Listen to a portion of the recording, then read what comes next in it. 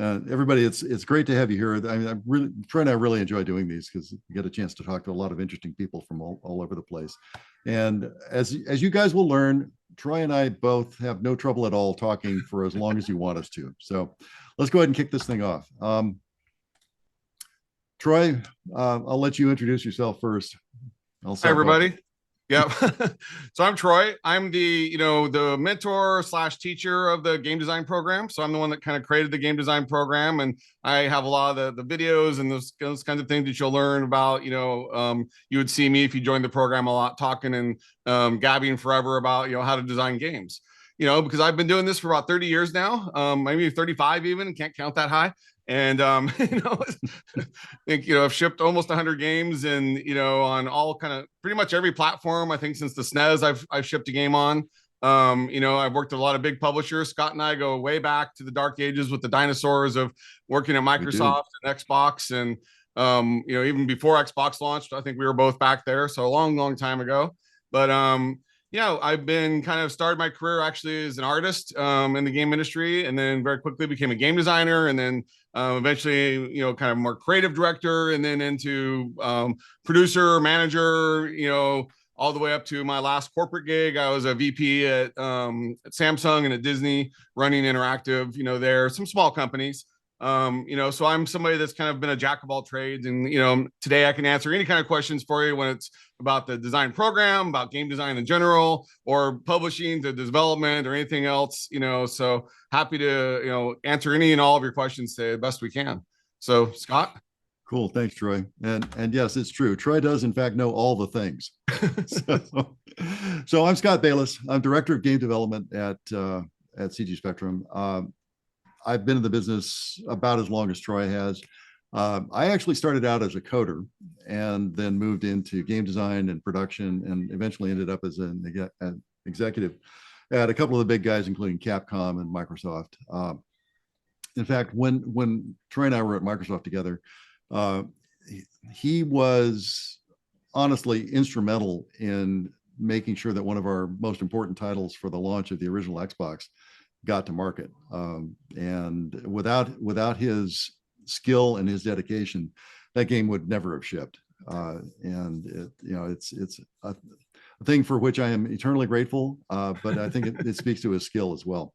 So what we're going to do is give you guys a little bit of an overview of CG Spectrum. I mean, some of this stuff may be stuff you guys already know, but I'll buzz through it really quickly, and it may actually trigger some questions from you guys. So let's go ahead and do that. So CG Spectrum has been around for a dozen-ish years. We are a fully online school, and what we do is a little bit unique in the world of education around creative. First, we work exclusively with mentors who are active in the industries, and that's in film and TV, visual effects, also games, and that's by design. What we do is we connect the dots for people who are interested in actually working in the industry. So it's not just about learning the technique. It's not just about learning the theory. It's also about learning how to be successful in your chosen field. And I think that reflects pretty strongly in our success rate. Our placement rate's very high. And that has a lot to do with the fact that you're working with, as a student, you're working with people who do this for a living. We're also really committed to our career development services. It's a really important component of what we do, because again, our goal is to get people with talent and dedication into the fields that they want to be in. We also have a kind of a unique online community, and honestly, in all of my time in the game biz, I've never really seen anything like this. We use Slack as kind of our main tool for communicating with each other. And we have a large and really active community on Slack. We have about 4,000 people in Slack at any given time, and that's both active students and alumni and mentors and teaching assistants. Everybody in the school is there in Slack, and it it is a really rich and vibrant place for people to talk to each other. It also allows us to do things like events for students in different departments. We also do a fair amount of collaboration among students, excuse me, as well, and that's all managed through Slack. And it's one of the things I really love about the school. Our courses, these are the main areas that we cover. Each of these is essentially a department, although actually in the case of game development, there are actually two departments in there. So we cover visual effects. And when I say visual effects, I'm talking about the kinds of things you would see in The Mandalorian or in Star Wars, the integration of synthetic imagery and live action. We also have an outstanding 3D modeling department that focuses both on hard surface modeling and on character modeling. Digital painting, concept art, digital illustration, those are two different things. And we have some of the most skilled people I've ever seen in the business teaching people how to do those things well. In game development, we have a game design department and we have a game programming department. And we actually, I said two, it's actually three. We also have a visual production department, which is a little bit newer. That includes what we call real time, which is using a system like Unreal Engine to do live images that integrate with live actors. So if you've ever seen the kind of thing that gets done with a production like The Mandalorian, where they use what's called an LED wall behind live actors, that's the kind of thing we teach in our virtual production course. And then we also actually teach QA, game QA. Part of the reason for doing that is that for people who are interested in getting into the business in game design, QA is actually, maybe not surprisingly, a pretty successful pathway for a lot of people to get into the industry and get a toehold. And that's in part because there's a constant need for people in QA, but it's also because QA teaches you a whole bunch of things about how games work that you may not learn any other way. So we find it to be really valuable. Animation, we do both 2D and 3D animation. Our animation mentors, actually, I've lost count of how many Emmys and Oscars are mentors. I don't know if I have that many fingers. We have a lot. And they're an amazingly talented bunch. And then visualization is actually our newest department. And that's focused on the blossoming business of visualizing everything from fashion to architecture to things like cars in a variety of places, both online and in various digital representations, including TV commercials and things like that. It's a very fast growing industry, and we have some of the most skilled people in that field working with us as mentors. So 170 plus mentors. You can take a moment to kind of scan the thumbnails we have here. You see that our mentors have worked in some of the most prominent productions in every field over the last couple of decades, and that matters. We are pretty picky about who we bring in as mentors, and that's for a reason, because we want to make sure that our students get exposure to the top of the line skill set and the top of the line understanding about how content like this is created. Yeah, like real quick, in game design, we have like almost 30 mentors. And I think I'm jokingly say our most junior person, I think, is about 15 years experience, and many of us have 20 to 25 plus years. So they're really like one of the best batch of people I've ever had the honor to work with. And so there is definitely a massive amount. We're not talking people that have just been there a year or two, have a little bit of experience. We're talking amazing veterans with long track records across the board. And so it really is, even for me, I'm always blessed with just the quality of people we've gotten is amazing. Yeah, well, and I have to tell you, that's part of what makes it fun to be a part of the school is because we get exposed to people with enormous talent who also happen to be pretty neat people in general. So our community, I already touched on this a little bit. 4,000 plus people in our Slack community. We do engage in collaborations, and those are cross-disciplinary. And if any of you who have ever worked in a collaboration in college, The collabs are actually pretty hard to run. One of the things that our technical assistants who backstop our mentors in helping manage the community really do for us is help make sure those things go smoothly. And so we've fallen into a pretty regular pattern of putting challenges in front of the community and helping them organize themselves in ways to meet those challenges. And it's a lot of fun.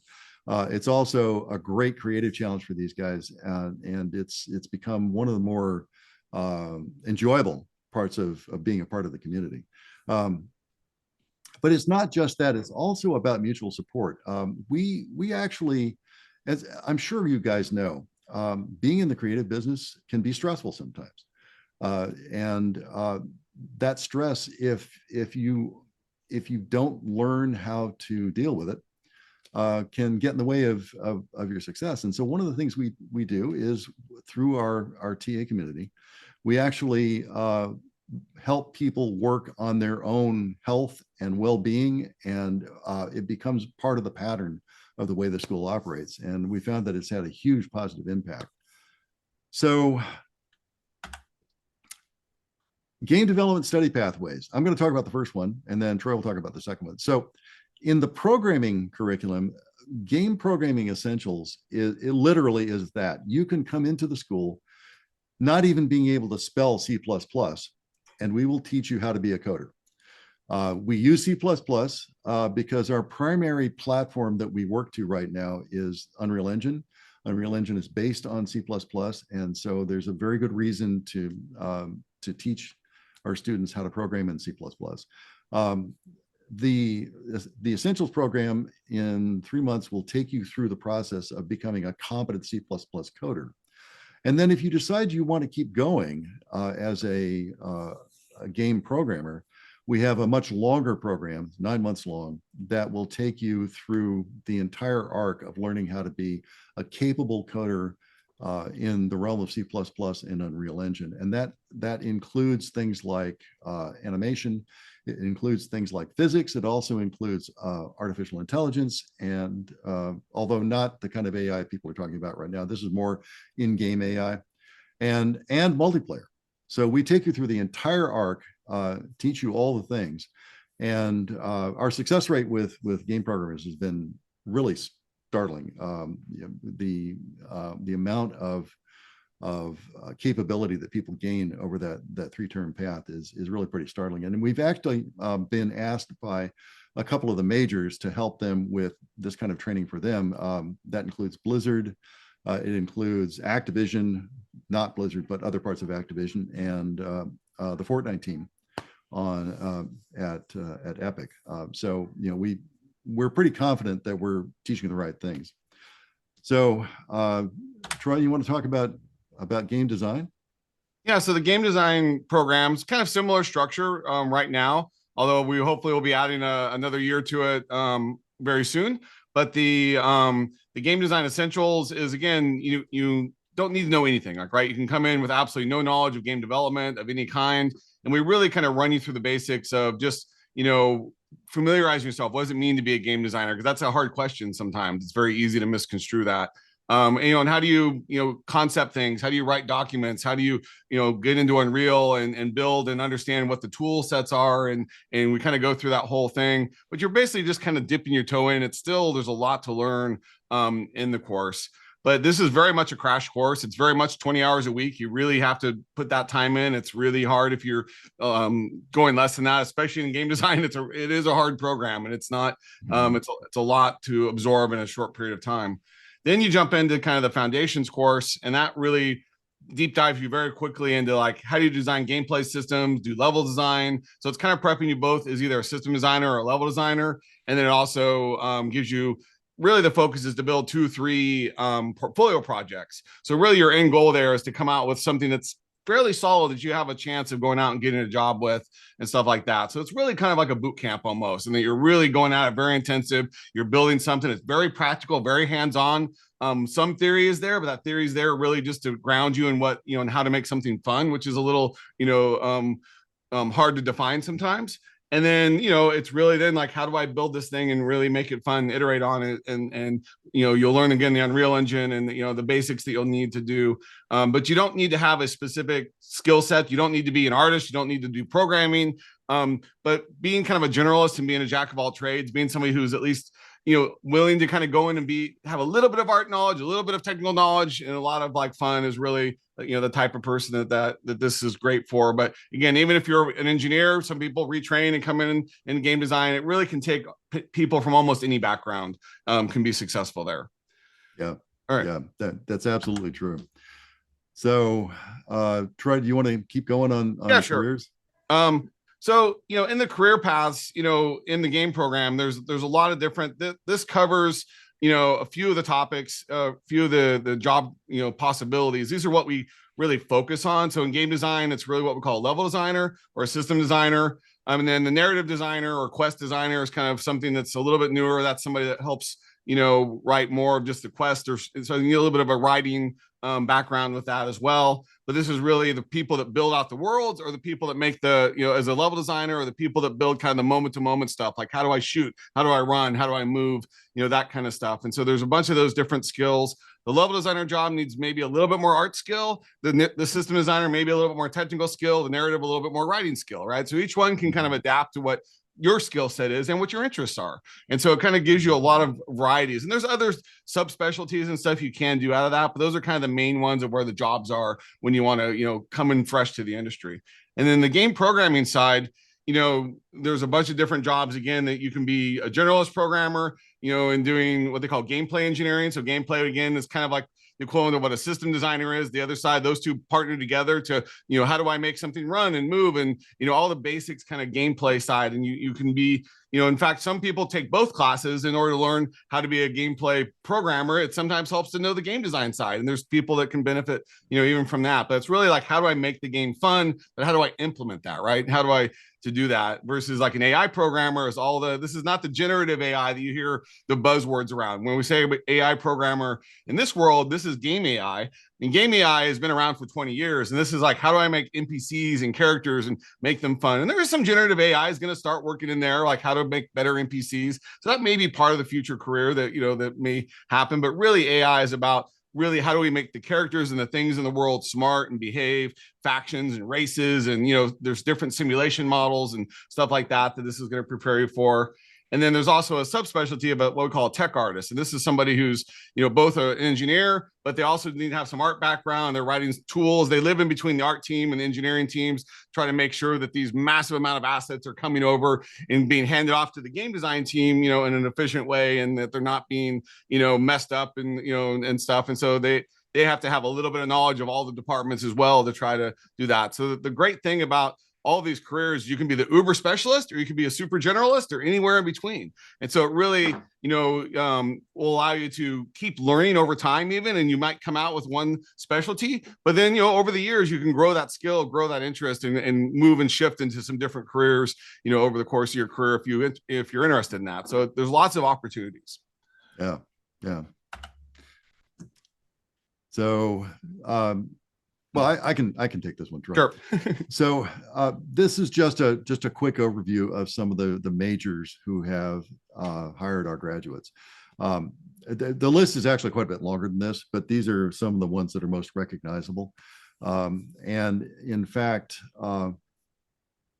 I just recently had a former student land at Riot, and that's really fairly common. And one of the great things about working with industry mentors is that it kind of jumpstarts your networking process. You actually know people in the industry, and that matters. You know, they're especially at some of the big ones like Riot and Blizzard. If they have an opening for a newcomer in the business, they're going to get a lot of applications, and getting noticed is a meaningful problem. If you know somebody in the biz, quite often that leads to opportunities to network your way kind of around the resume stack, and that can make a big difference. So, and real quick too, Scott, yeah. just as a side note that's related to that is we don't just teach you the skills. Scott touched on this earlier, but we help you through that whole process. Like how do you network? Like how do you even do that? Like if you don't even know like how to go those things, we'll help you with those things. We can help you build your resumes and build your portfolios and evaluate them, even help you, prepare for job interviews and all that kind of stuff. So we really are here to be your partner all the way through the whole process of not just the learning, but how do we help you get a job, right? And that's a big difference. And again, that comes back to, again, we have people there, we have people here that can help you, that already know the industry, that can give you those real insights or introduce you to people that matter, right? And that's something we do try hard to do. Yeah, that's exactly right. Okay, so there's the pitch. That's who we are. That's what we do. Let's do some questions. Actually, Troy, you kind of answered one of the first ones, but let's just go back to it really quickly. And please feel free to keep adding questions. Scott and I will ramble as fast as we can to. So. Where was it? You want to actually start in the there's two questions in the Q&A and there's some in the chat. Yeah. So let's make sure. Well, let's do the Q&A ones first. So, tips and advice for, and this is from Jessica. Do you have any tips or advice for someone trying to be an indie developer? Oh yes, I love talking about this, either in development or in putting themselves in their work out there. Also, in how to find a publisher. Or if that's always necessary. So you know what, I'll take this and then Troy can correct me. So here's the thing. This is an interesting time in the business, and I'm sure you guys have heard the various stories floating around about AAA Studio X laid off 1,000 people. There's a lot of that going on right now. But what's interesting is that at the same time, independent developers, small teams are thriving. Well, why is that? Well, part of it has to do with the fact that the ability to make a game has improved unbelievably over the last decade. I mean, it's actually maybe 15 years now. It started really with engines like Unity, and now it includes Unreal Engine. There are other engines like Godot and a few more that have made it vastly easier for a small group of people to make a meaningful game. And it's becoming more and more common. And in fact, that's had such a big impact on the business that it is changing the way publishers think about the studios they work with outside of their own organization. And increasingly, they see themselves as more of a marketing and PR organization and less as a funding entity to make games. It doesn't mean they don't do deals the way they used to, but there are a lot of situations now where a small team will put together a game and take it maybe 80% of the way there by themselves, and then they'll find a publisher to work with to get the game marketed, and that turns out to be a successful collaboration. So the advice I would give you though is that while there's a lot of potential for indies, it's really hard to do it on your own. And that's where networking, knowing people in the business, having contacts in places that will help you advance your cause can really make a difference. And I think there's a lot of really useful discipline to be learned by working in a big studio. It's a different environment. You have a lot less direct control over what you do, but you learn to work with people in a context where you may not know each other that well, but you have to figure out how to work together. And that's a skill that will last you for your entire career. So Troy, do you have any thoughts? Yeah, I mean, it's a tricky market. The indie space is really flooding the market right now with a tremendous amount of new games. And so the best advice is really focus on quality. Like, right, I think there's a lot of people out there just like looking at the marketplaces or looking at asset stores. How do I crank out, a game faster and put it out and make money? And it doesn't work that way. 50% of the games on Steam don't make more than $5,000 in their lifetime. So you really have to go and how do I take my skill set or me in a small team or whatever and really build something unique and memorable out of it, and don't just think I'm going to just crank out a game in 2 or 3 months and put it on the marketplace and get rich. Like that attitude's not going to serve you very well. And so just kind of keep that in mind, that It really is about putting out something quality and then really talking to fans, networking, that social media side. And it's all about selling and acquiring users now. And how do I stand out against, the thousands and thousands of games that are competitors? And that's really where the industry has shifted or changed the most, I think. And so you have to kind of think about, like, how do I build this network of people, or where am I going to build that network of people and talk to them and stuff. And I think that's, so we're not just game developers or game designers anymore. We're salespeople, we're marketing people, we're, lots of things beyond just make a game and they will come. That doesn't happen. Like it takes time, it takes patience. You got to launch the game and then be honest and like stick with it, and don't like just, oh, it wasn't successful, I threw it away. Like, keep at it. Don't, even if it gets some bad reviews the first time, fix it some more, and make it better. And be surprised how many games can find success, after even a couple of years of continually like being passionate about what you're building and believing what you build in. And suddenly, it can go big. So, live the dream. No, you're absolutely right. I mean, and there's some concrete examples. I mean, a lot of people have heard the stories about No Man's Sky, which when it shipped was kind of broken. and yet they stayed with it, and they worked really hard to take the game to where their vision pointed, and it made all the difference in the world. So it's not just a matter of bang it out and throw it out there in the marketplace and hope it'll be okay. It's about staying on it and make a game, make another game. The first game you make may not go anywhere at all, but you will learn so much in the process that it's worth the time you invest in it. And I'm actually going to answer Jessica's next question about getting a job in the industry by creating a portfolio from knowledge learned through places like Udemy. The answer is yes, you can. The problem with Udemy and a lot of those other outfits is not that their tutorials are bad. Some of them are quite good, but they tend to be very directed at solving a specific set of problems. I'm going to teach you how to make a landscape of this type. I'm going to teach you how to create this kind of gameplay in this limited situation. You can learn a ton from it, but what you don't get is exposure to the broader knowledge of how game development actually works.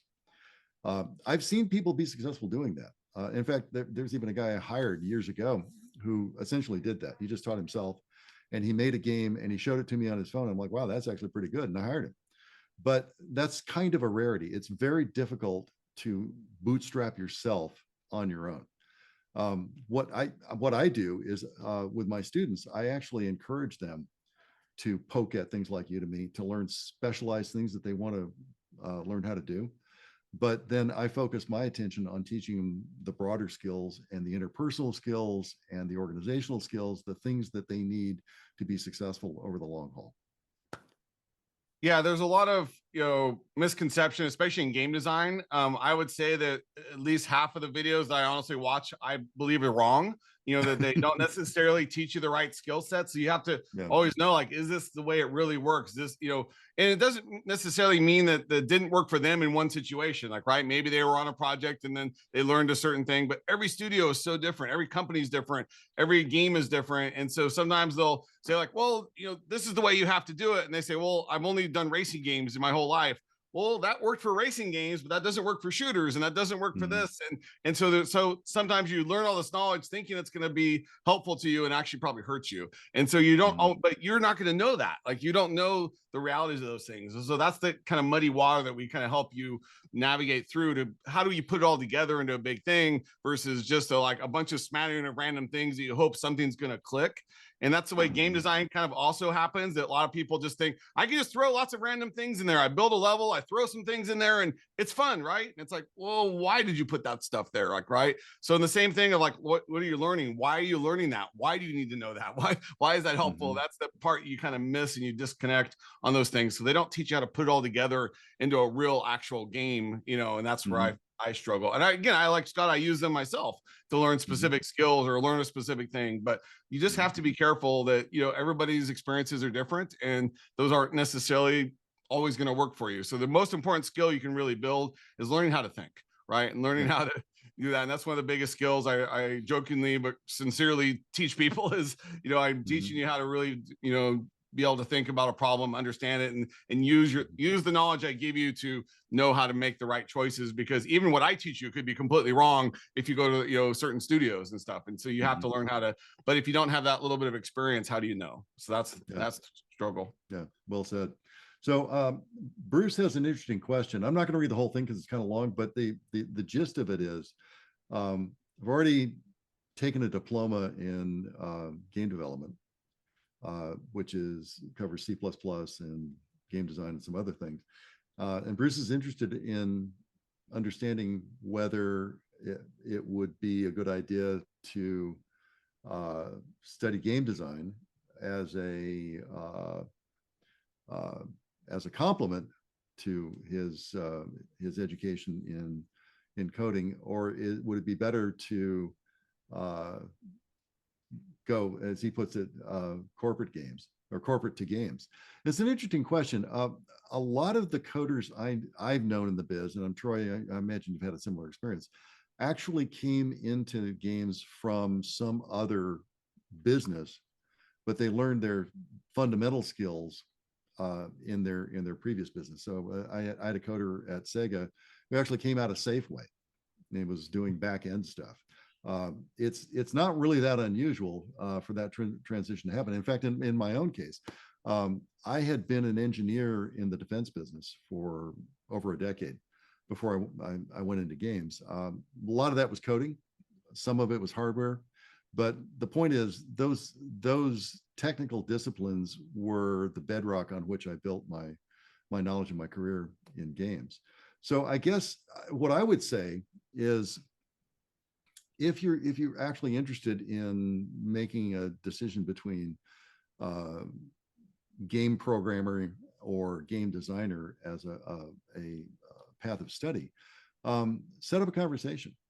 We'll get on Zoom with you. It might be Troy, it might be me, it might be one of the other mentors. We'll talk about it and we'll kick it around, because I think the answer to that question is unique to everybody. It depends on your interests. It depends on the places where your skill shines the most. So I would say, set up a time, we'll talk, and we'll figure it out. Yeah, it's important to do what you love and not just do, if you chase the money or chase this or chase that, you really want to go into this as a career and what you're going to be happy doing. And so that's why we can't answer the question. You can ask yourself, and then we can kind of guide you to say, like, what makes you happy day to day? And we can give you more info, like, what is that job really be like? What's that job like every day?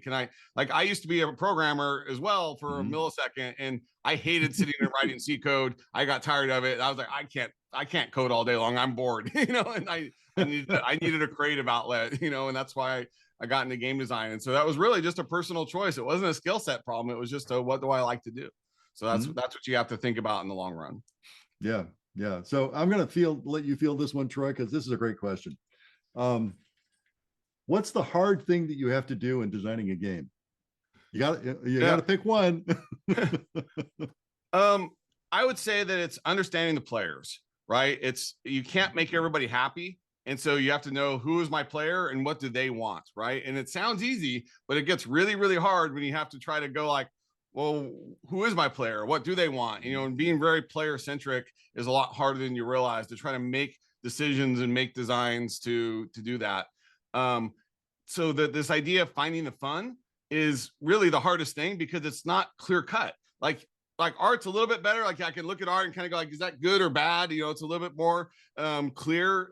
Coding is a little like, yeah, it works or it doesn't work, or maybe it's not performant, but it works.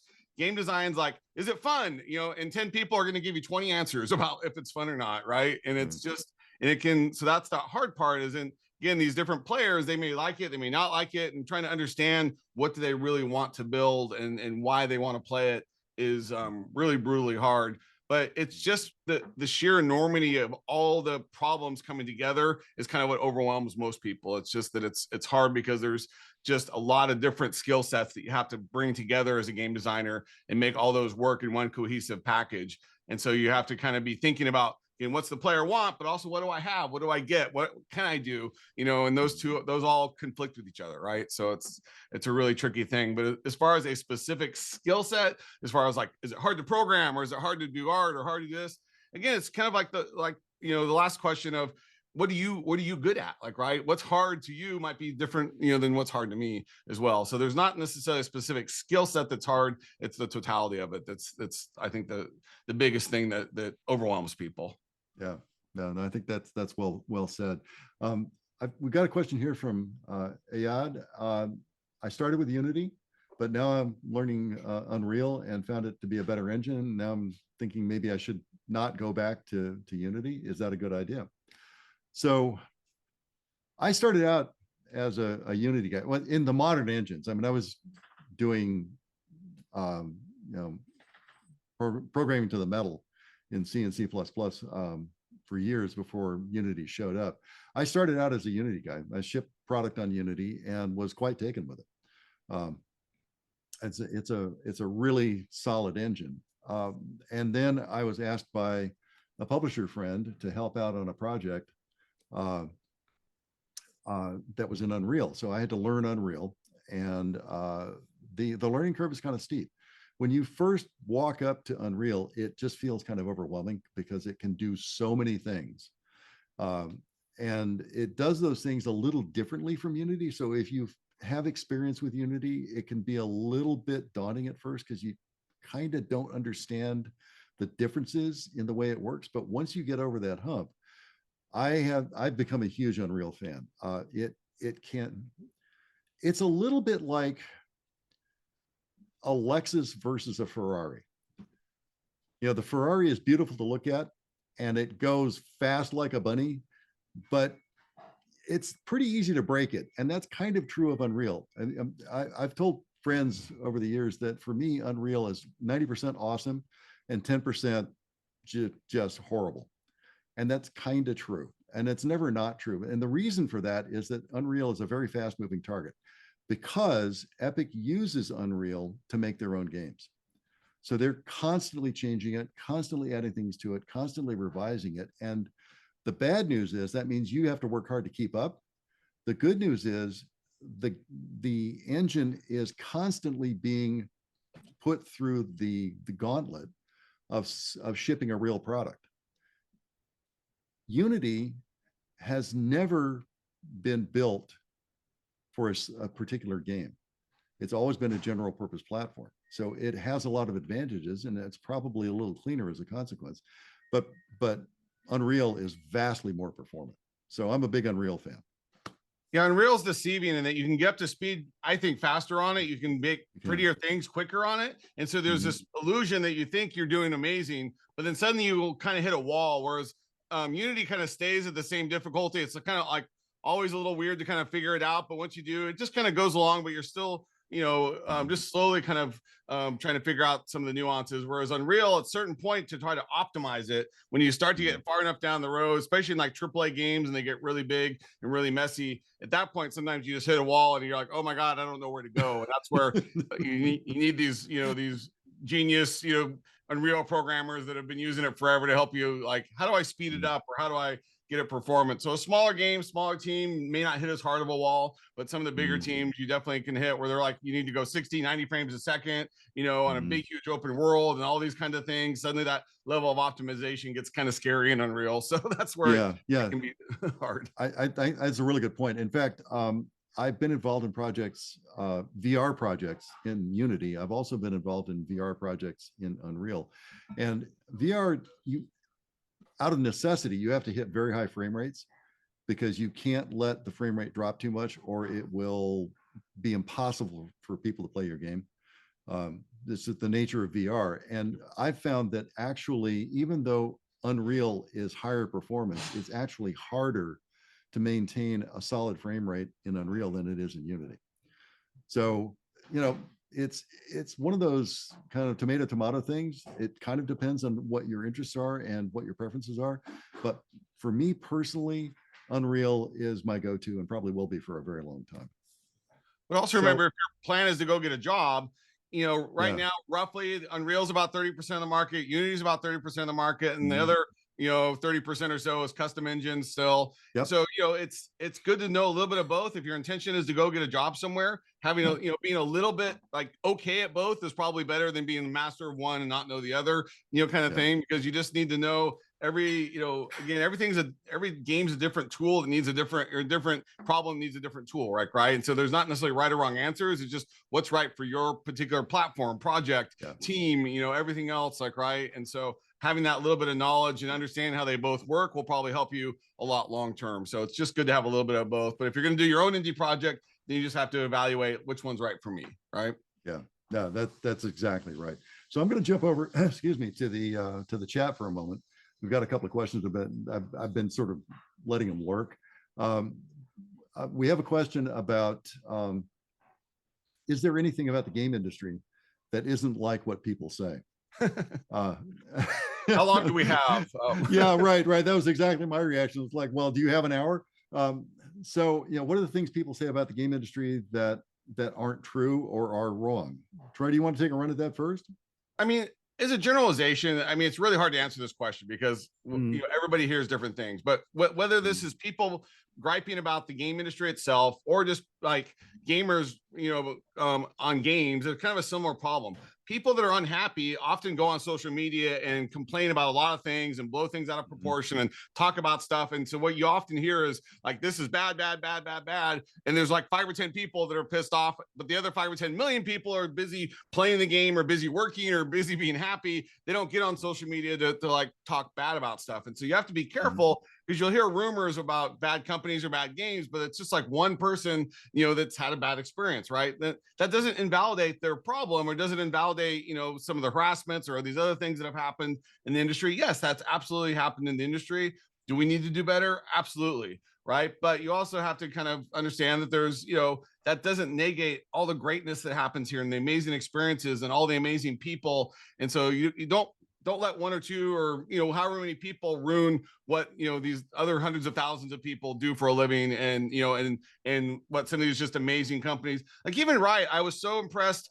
I mean, I was saddened to hear about their layoffs today or this week, but they gave everybody 6 months of severance. Like they laid off 500 people, but gave them 6 months of severance. Like that's wow, like great job. Like so as a company, I had a lot of respect for them to go like, wow, so all this bad stuff that's happening, they still took care of their people, right? And that's where I have to give thumbs up to certain companies to say like, look, they've built, great platforms for, inclusiveness and all these other things and stuff. And yeah, there's a couple bad apples in there, but it's not the majority, right? And so just, and then there's a lot of bad stories that are false and things. So just use your own brain. I've had some horrible bosses, but for the most part, I've had, again, 95, 98% have been amazing people like Scott and, that have been amazing to work for. And I've, had nothing but great things to say about them. So it's, just be careful about that. Don't dissuade yourself from getting into an industry because you hear a couple rumors or a couple stories, go in there and to see what the cultures are really like. And there's other videos there that do talk about the greatness of the game industry and how creative and fun and exciting the industry. And yes, it's hard work. It's everything there, but at the same hand, it's hard, but it's like the most rewarding job. I still, after 35 years, get up and I'm like, somebody pays me to do this? Like, oh my God, like, the best job ever. No, Troy, I think that's actually a great answer. And that sort of echoes my experience as well. For me, games is actually my 4th career. And I've never looked back. I mean, I'm doing this for 3 decades and change, and I've never really wanted to do anything else. Yeah, it can be hard. Yeah, you can be tired. Is crunch a thing? Yes, crunch is a thing. Are we happy about that? No, not really. One of the things I was kind of surprised by is a little bit related to crunch. So one of the things people, I think, if you're not in the business, you kind of don't see this. When people in leadership positions, the people who are responsible for the money, are making decisions about a project, they may be making a decision that is going to influence what happens to 100 million, 200 million, 300 million dollars US, enormous amounts of money. So look at it through the lens of that executive and think about the pressure on that executive not to make the wrong decision. It's really scary being that guy. And having been that guy, I can tell you there are days where you'll second guess the daylights out of yourself because you're like, well, if I make the wrong choice here, that's going to be a $200 million smoking hole in the ground, and that's going to be the end of my career. So the thing I've learned is that a lot of executives in that position kind of operate from a position of fear. They're always a little afraid somebody's going to figure out they don't know what they're doing. And so over time, I've developed a degree of sympathy for those guys, because I sort of understand now how difficult those decisions can be. That's allowed me to get better at kind of managing up and helping them feel a little safer. One of the things that's sort of related to that is that as a designer, one of the things I learned, and I know, Troy, you're in the same boat, you've had this experience too. The farther up you move on the responsibility track, the more of a project you're responsible for, the more time you spend making the people who are responsible for the money not be afraid, making them feel like, it's going to be okay. We're going to get this done. It's going to be awesome. And it's going to be successful. You spend a lot of time just comforting those guys, showing them things that make them feel confident. And as a game designer, that's part of the job. A big chunk of the job in game design is communicating with other people. And part of that for really senior people is communicating up the food chain to the guys who command the money, and making them think, okay, well, A, Troy's not an idiot, so that's good. And B, this thing's gonna be what we thought it was gonna be, and it's gonna be awesome. So for me, that was a big learning process. And it actually took me a while to get my head around it in a way that allowed me to kind of embrace it and not feel like it was a bad thing.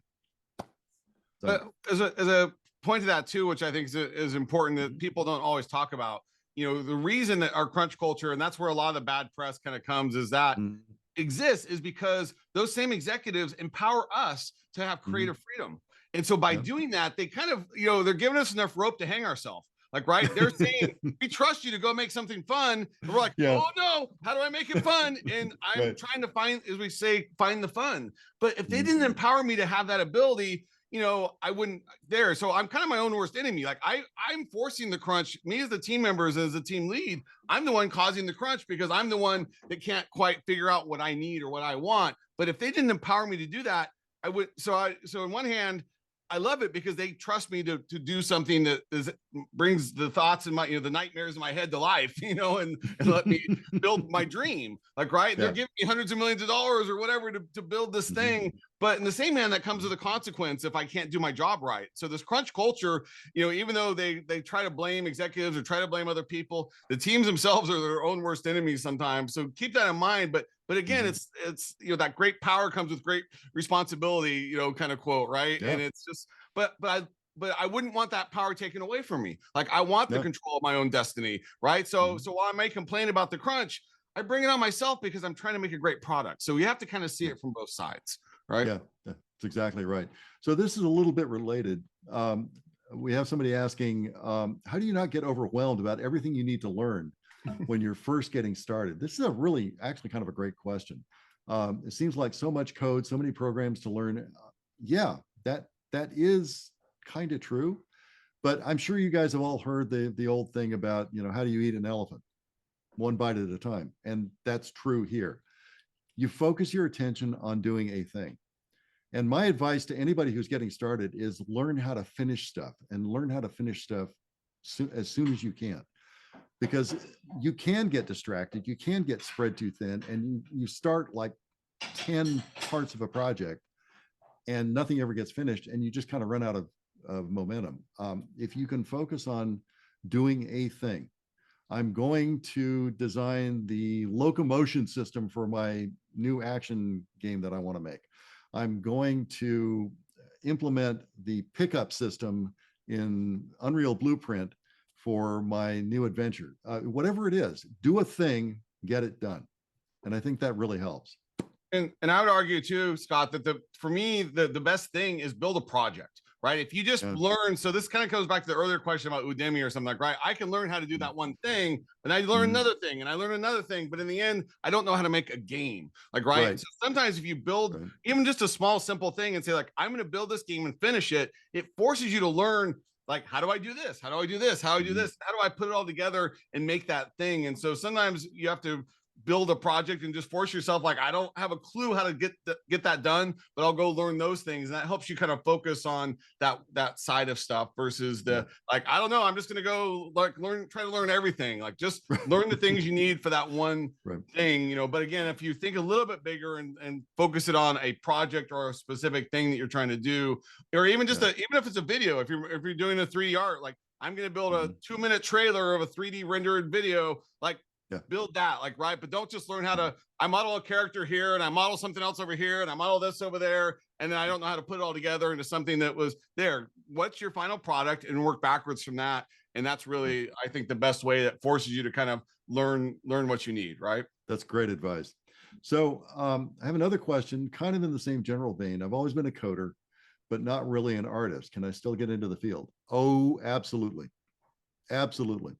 The game business is in many ways similar to television and film. And what I mean by that is it's a fairly collaborative business. There are enough specialties needed to make great product that very few people can do them all. I mean, look, I know solo indie developers, but they're not really solo. I mean, they get credit for being solo, but they're not really solo. They're actually working with freelancers to build 3D models, or they're working with a voice actor to do voiceover for part of their game. It is always collaborative. There have been a very few cases of somebody doing all the things, but they tend to be very small and very specialized. And I don't think they're really representative of the industry. So yes, if you're a coder and you just want to be really good at that, I guarantee you will find friends who will fill in those holes, or you'll find people you can hire to fill in those holes. So don't feel like you have to do all the things. Having some understanding of all the things is good. That helps you see how it all fits together. But if you want to specialize in coding, absolutely. And really, again, comes back to like an earlier question: what do you love to do? What do you want to do? Like, right? And the majority of coders never do any art. Game designers, you know, mostly do fun, but we do a little code, maybe a little art, you know. And it's just, there's lots of mixes. There's no, every job's totally different, and there is a job for you no matter what, whether you want no code, all code, you know, whatever. It's just, we can, you know, there's literally a specialty for everybody. That's the great thing about games. Yeah. Another great question here. How important is a portfolio? Everything. That's the answer. There you go. It is everything. Yeah, it is. It's your primary tool for communicating with people about who you are and what you do. And in fact, we are increasingly encouraging our students to get involved in a competition called the Rookies.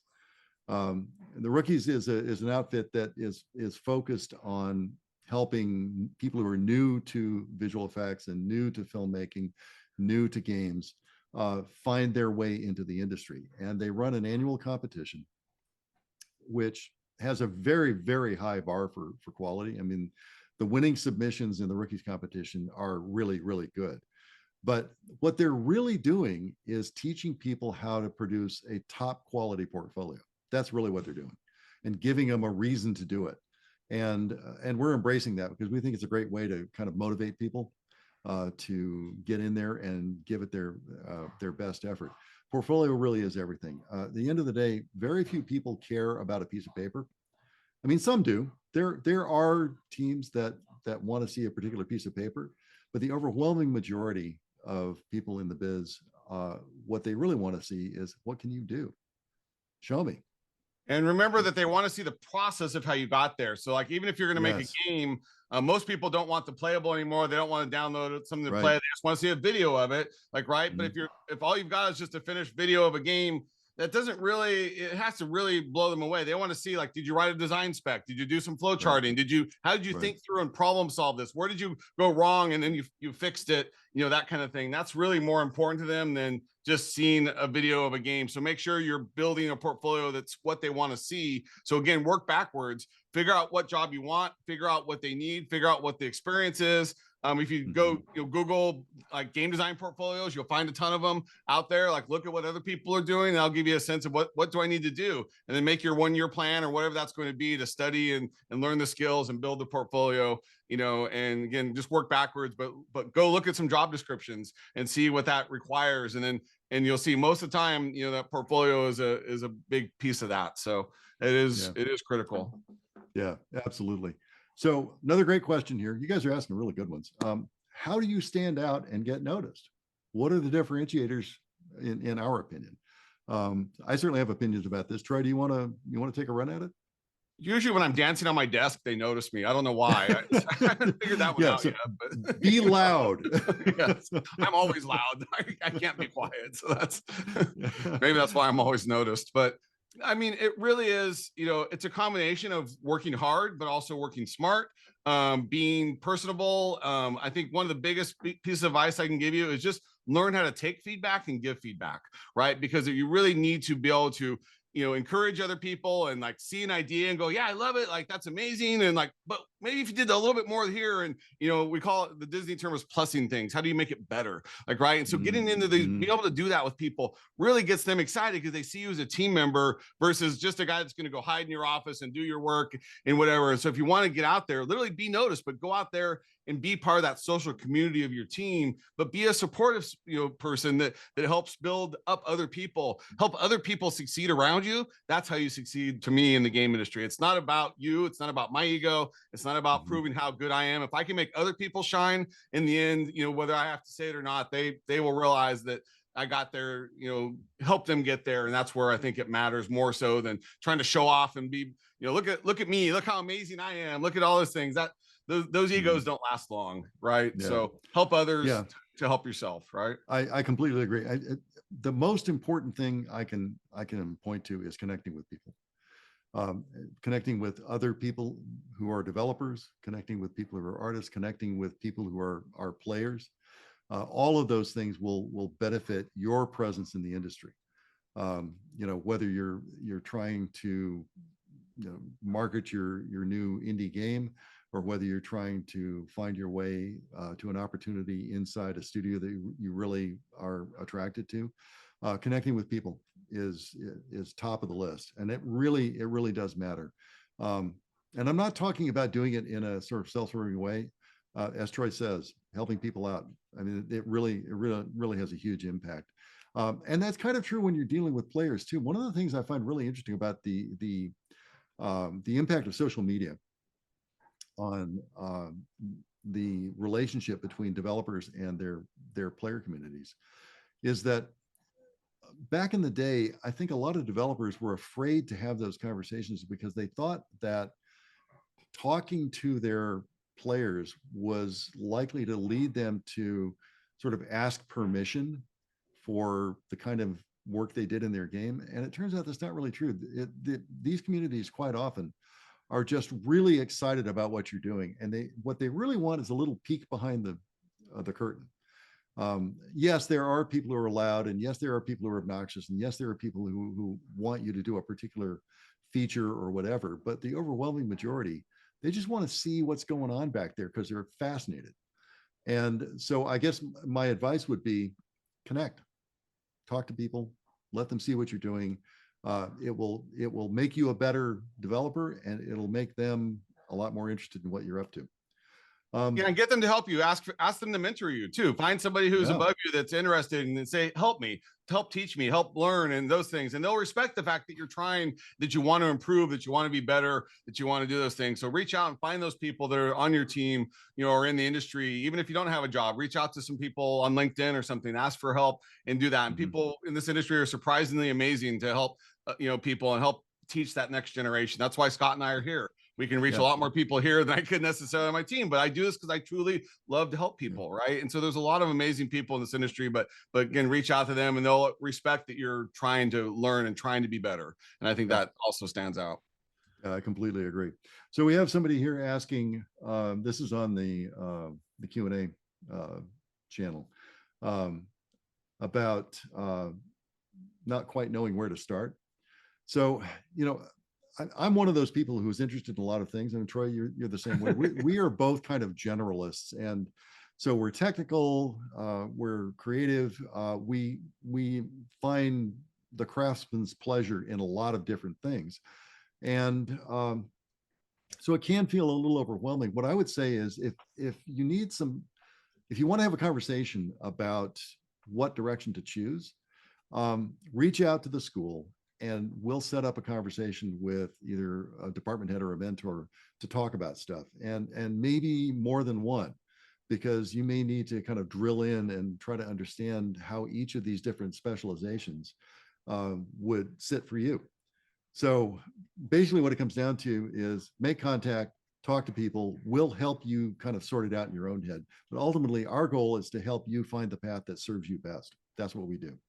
Yeah, and as a quick bit of advice too, if you go to the YouTube and go search out the CG Spectrum channel that's on YouTube, look at the game design. So there's a list there of the game design stuff. You'll see I have about 100 hours of me talking and rambling about everything on game design on YouTube. I mean, we've also got some amazing other channels there for you, and literally thousands of hours of free content. So go check it out. But specifically, if you look at my channel, I have 3 or 4 videos that talk about what it's like to be a game designer, what the jobs are, all different jobs. I talk about jobs that you could do as a game designer that are not in game design, and talk about other industries. I talk about the differences between game designers and engineers and artists. And I have a whole series of talks on like what the jobs are and stuff. So please, like, go check that out if you really are interested, because that's where it starts. Of what do you want to do? Like, right, what are you passionate about? What are you interested in? But those kinds of videos can kind of start to help you go like, yeah, what is that job? Like, what, because people, even in like game design, I would say 95% of people when they come into game design think that's a programmer.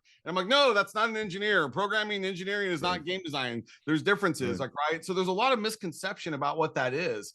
And so make sure that you do some research, understand that, because you don't want to go even get in and start studying something and realize that's not what I want to do. I didn't realize what that job was. So spend some time to figure out what you want to be, like, right? And so I hope some of those videos can kind of help you, because I know it's not easy, and literally it can take you a really long time to study that, but it's worth the effort, because in that process, you also learn, even if you decide to be a game designer, then at least you understand, what does an engineer do? What does an artist do? What do all these other people do? Because you're going to have to work with all of them, and you need to understand what they do, right? And so either way, it's not lost effort, to learn about what all the roles of the game team are. All right. Yeah. That's a great answer. So we got a couple more questions, and then we're going to have to wrap this up. Shall we do a little futuring, Troy? We have a question from Ayad about what we see as the future of games. I'm worried about next week right now. It's been a week. Yeah, it has been a week. I mean, this is actually a fascinating question. I think it's really challenging to make any kind of concrete prediction. In general, I guess what I would say is that there are trends that have existed for a long time, and it basically boils down to how much you can put in front of people, and how the fidelity of that stuff you put in front of them, right? And I didn't say realism, because realism is related to fidelity. It's not quite the same thing. So what I'm really saying is the trend has been toward more and more engaging. And I think that's probably going to continue. There are debates right now about whether Moore's law is finally running out of steam, but most likely somebody will come up with another way of making computers go even faster or hold more stuff. And most likely we'll see that reflected in visual effects. We'll see it reflected in games. I think one of the things we're going to see is the impact of generative AI on enriching what an artist or a coder or a modeler can do. They're not going to replace them. That isn't going to happen. What probably will happen is that they'll be able to do more and in more interesting ways. And it'll be little stuff like adding realistic physics to the way a character moves, or it'll be big stuff in giving a modeler a way to just kind of paint the character into reality. But I don't think AI is going to replace really anybody in any meaningful time frame. You have any thoughts, Troy?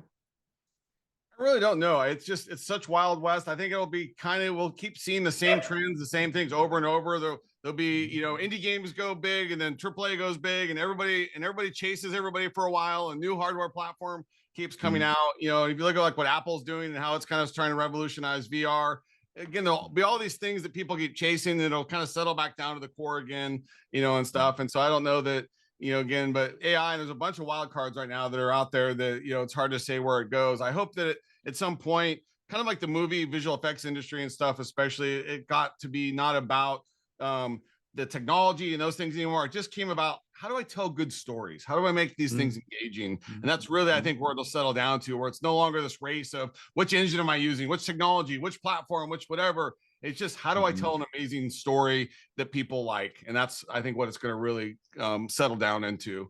Ideas or everything. Real quick, and I'll answer Cameron's question really fast. Yeah, go ahead. It's tough. Most game teams won't take any outside solicitation. They don't want to even look at your idea, because you might say, well, that was my idea and you stole it. There's a lot of things where they're literally directed not even to look at your ideas. But if you want to find people, this is for all of you that want to find people to work with, go look at, there's groups on Discord, there's groups on Facebook, there's groups on the internet, Reddit, and things like that. So you do some searches for indie development teams, and there's a lot of people just like yourself who all want to make games, and they're doing that because they just want to make it for fun. They're doing it because maybe they're students and they're trying to build their portfolio. And there's amazing resources out there for people to all get together. So if you look and do some searching for like indie game development teams and stuff like that, you can find people to build stuff with that all have the same kind of goals. And so that's really your best bet to try to get something like that, fleshed out. And it's great you got a demo to start with, but it's really just meet some like-minded people, find people that complement your skills. And then even if it's not this idea, maybe it's another one, but then you can come in and start to build towards your dream, whether that's, again, do you want to make a game to monetize it? Do you want to make a game to get a job? What are you doing? And, why are you trying to create this? And understand that first, and that'll help you figure out like, what's the path to success, right? Yeah, that's great advice. Okay, guys, I think we're out of questions. Thank you so much for taking the time to join us. Thank you, everybody, for your time. This has been really fun, and hopefully we'll see some of you guys soon. Take care and have a great week, everybody. Take care, guys.